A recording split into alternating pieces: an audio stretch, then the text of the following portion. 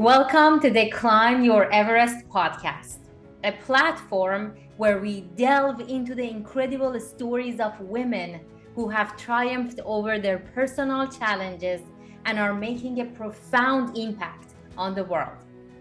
I'm your host, Sara Safari, and I'm honored to be the founder of Climb Your Everest, a nonprofit organization passionately committed to offering education and empowerment opportunities to marginalized women, enabling them to unleash their true potential.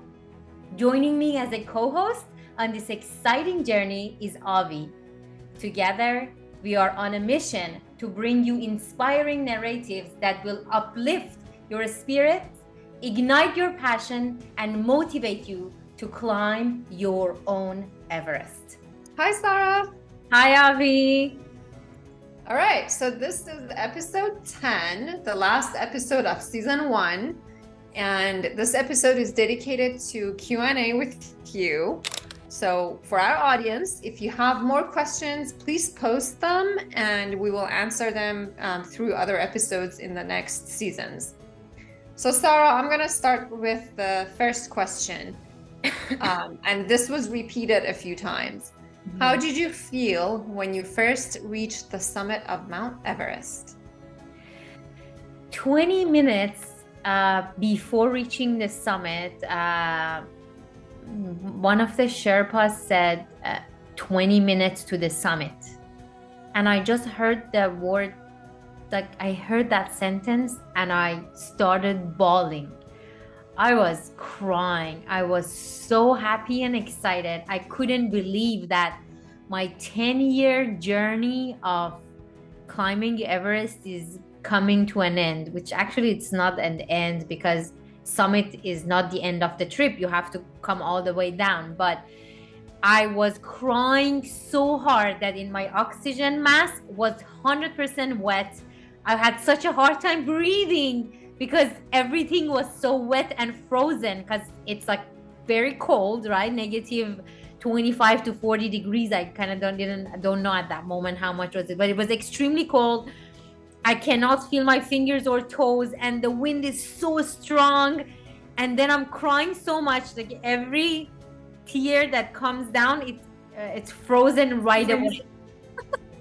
And then I got to the summit and there was a little Buddha statue, and my Sherpa, he's a Buddhist, so he kissed the Buddha and he told me to kiss the Buddha. Of course I kissed the Buddha. I mean, it's the summit of Everest and I just couldn't believe it. I was kind of in the space of, wow, this 10 years. I worked 10 years to get here and finally I'm here. Of course, it's very uncomfortable.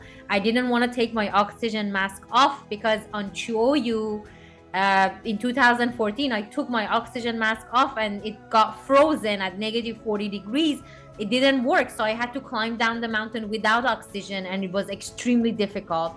So I didn't want that to happen on Everest, of course. It's like a death zone. I kind of don't want to die.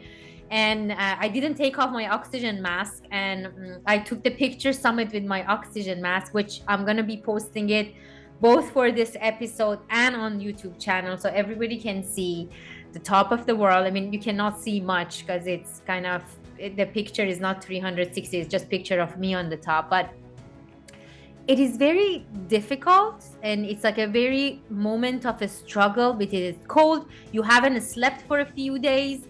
You haven't had enough food because of the lack of oxygen and digestion problems. So it is a very inconvenient moment, the summit moment, but thinking about, oh my God, I just spent this many years of my life for this moment. That's the beauty of it, where this is it. And then the whole time I was thinking, I have to go down. So I need to save some energy. Don't stay on the summit longer than a few minutes. Just take the picture and just go down. So, and I was just so happy to be able to tell the girls that I took their picture to the top of the mountain. I was just so happy to be able to tell them that I did this for you and I finally did the fundraising that I wanted to do for you. So it was very unique.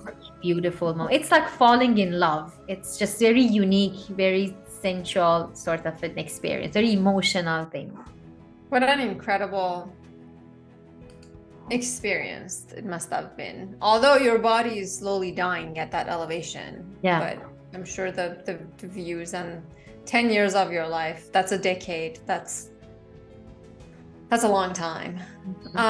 Okay, so the next question is, did you meet any Iranians on Everest? Of course. There are a lot of amazing Iranian mountain climbers coming from Iran. And yes, I mean, in the past 10 years, I've met them on different mountains, even, I mean, not just from Iran, but like from all over the world, from Europe, from any different states in United States. And it's just kind of so beautiful to have this community of mountain climbers. We don't live in the same city together, but we meet on different mountains and we share stories.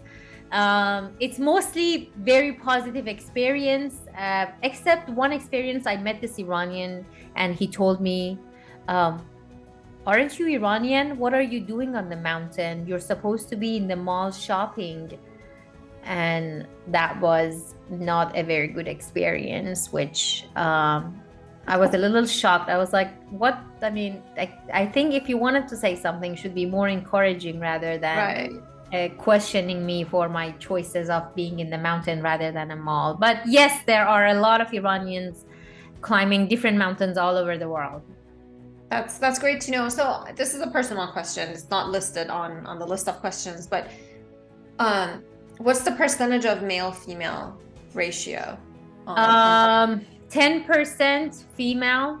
Yeah, I mean, some mountains like Kilimanjaro, there are more female mountain climbers. And then some mountains like Denali or Everest, there are less female and more male mountain climbers. Mm-hmm. Yeah. Okay. So the next question that is posted is, how are living conditions in tents? Well, it's kind of like for something like Everest, where you have to have gear and food and stuff for 60 days and snacks and clothing and all sorts of stuff for 60 days. It always looks very chaotic and messy. And, it's kind of like just have to keep cleaning and organizing your tent. And that's a full-time job because it's such a small space, such a simple living life. I actually love it because our life here on the ground, it's sort of complicated and we have a lot of things that we don't ever use. And on the mountain, all of a sudden it becomes this small, simple, minimalist life where you just have the important things that you really, really need. And I really appreciate it. It's no clutter. It's mostly kind of learning to live a very small, simple life. So I really like tent life. And it's a good practice for me to be more organized. And for a mountain like Everest, there we have so many tents on the mountain in different elevations, and kind of being able to be organized throughout different tents and knowing what gear in the what elevation, that kind of makes it a little complicated and fun and exciting. So it's an interesting, if you haven't done it, I really recommend try it. It's a different style. Yeah. And people can start small. I mean, you can go backpacking. Yeah. If you're in Southern California, if you're in LA, you can pack a bag and go up to Mount Baldy to the ski hut and, you can tent there, go to Cucamonga Peak. You can start small. Yeah, exactly. Yeah. Get that experience. All right. The next question is, what is the Puja ceremony? Puja ceremony is like a spiritual ceremony where we ask the mountain for the safe passage. So basically we are respecting the mountain and asking the mountain to let us climb it.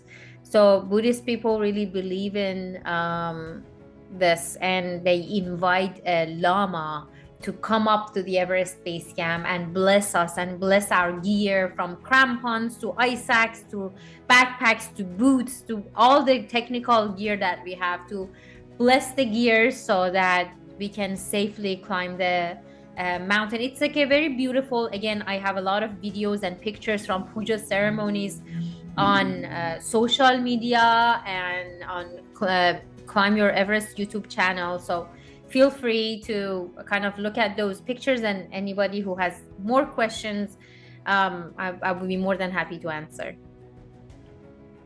Sara, those are a little bit more of a different type of a question. So, okay, how is the bathroom situation on mountains like Everest and Denali? I'm going to combine them all, and then maybe you can just answer them in one setting. What do you do with your period? And do your hormones change? And does the elevation impact your cycle? Yeah, that's a very good question. And a lot of people ask me, especially women. And I think it's very important to know. Of course, it is not convenient and comfortable. It definitely impacts the body. Since I've been climbing for the past 10 years, I can see how it's been very different climbing in 30s and dealing with period versus climbing in 40s and dealing with period. I felt like my body went through some stuff. So I guess I use birth control pills to skip my period, and I just take enough packages of birth control pills to the mountain with me, so I can keep skipping my period. But this last time around on Everest, it didn't work, and I have no idea why. It's like even the doctor on the mountain had no idea why. So I'm just guessing my body was dealing with something, and that something would be elevation. And so it didn't work. So I could be one of the few people who summited Everest on my period.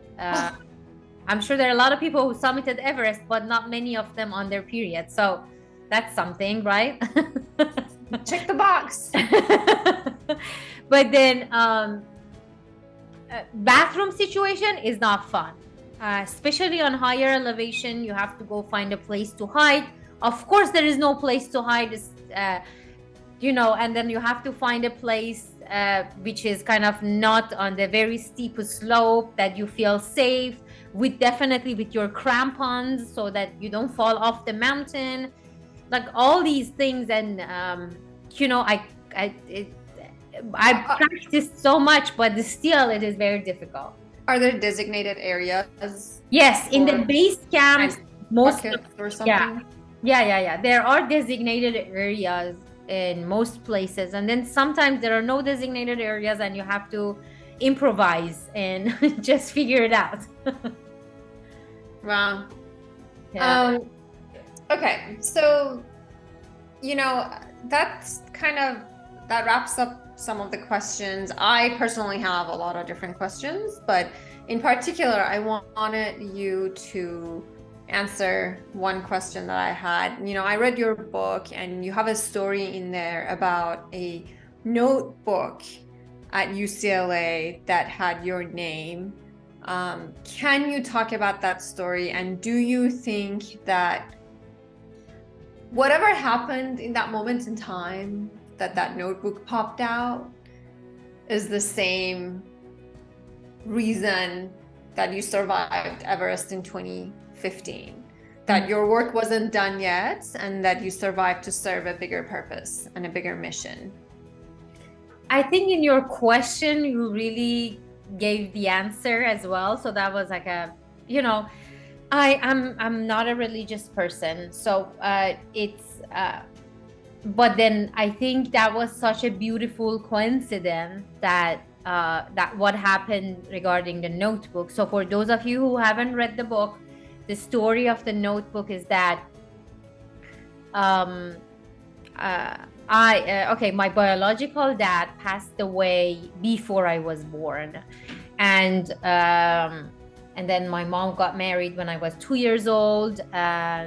And so when I moved to college, and the first day that I was at UCLA, I was so busy moving to that area that I forgot to buy notebooks. And the whole time during my first class, I was thinking why I need a notebook and why my dad is not here to get me a notebook. Because the story is, the person who was sitting next to me, she kept telling me how amazing that is, that her dad got her like 5 different notebooks with 5 different colors for 5 different classes that she has. And she kept going and going about these colors and the notebooks. And then the thing that came to my mind was that I want that. I wish there was somebody who got me notebooks. And it was a very emotional moment for me. I felt a little sad.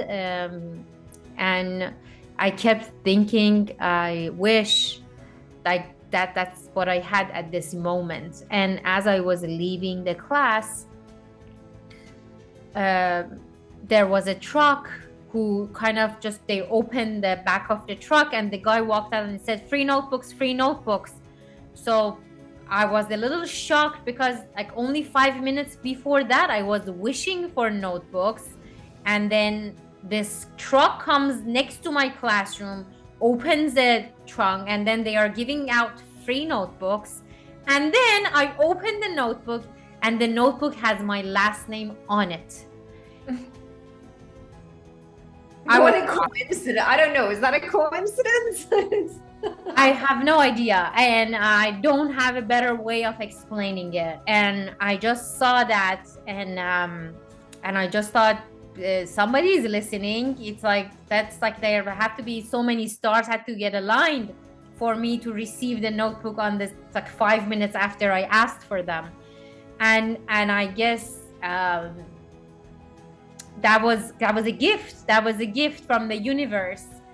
And I think similar to my survival and kind of surviving the avalanche and earthquake on Everest in 2015 was another gift that I cannot find a good explanation for.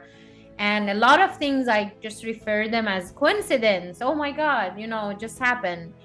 And these two are the two things I have a hard time explaining them, because it seems like I just had to receive that gift to live my life differently. And I've been trying to do that. And that's why I feel like my calling is helping these women. My calling is to empower them, and Climb Your Everest is just my calling, and that's what I needed to do in this life. It's so clear for me. It's like a day. There's like nothing else in the world that I'm so clear about. So that's why we have this podcast. That's why we have this nonprofit organization. And I'm hoping through these podcast series, I can bring a lot of funds and awareness for the nonprofit, who we can support even more women around the world. Thanks, Sara. It's been an amazing journey to be co-hosting this podcast with you. I'm honored, and I've learned so much about just the analogies that you've used, from leadership to climbing a mountain to personal life. So it's been really fun. And for our audience, this is the end of season 1, episode 10. If you have any questions, please send it to us. We will create another episode in season 2 for more Q&A. And don't forget to subscribe to Climb Your Everest podcast, YouTube channel. And you can always reach out to Sara if you'd like to contribute in any other way. And we want to make this better and bigger. So if you have any feedback, please don't hesitate to share with us. We want to be able to kind of respond to the things that are the most necessary. If you have ideas for us to make the podcast more successful, you have tools and techniques, or you're even willing to volunteer and help us with it, please reach out to us. We really, really appreciate it. That would make a huge difference for the organization and for empowerment of women around the world. Thank you so much for listening to us in the first season, in the past 10 episodes, and we look forward to see you again, to be with you again in the next season. Thank you.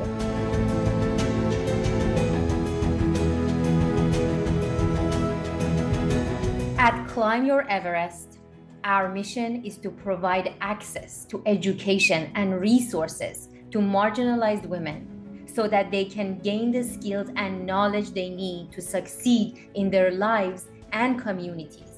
But we can't do it without your help. 100% of your donation is tax deductible and will go directly towards funding our programs, including scholarships, educational material, and mentorship. So please visit our website, climbYourEverest.org, and make a donation today. Every little bit helps. It costs $25 to sponsor one girl to participate in empowerment workshops for a month. If you're interested, please contact me at sara@climbYourEverest.org. And together, we can empower marginalized women to climb their own personal Everest. Thank you for your support.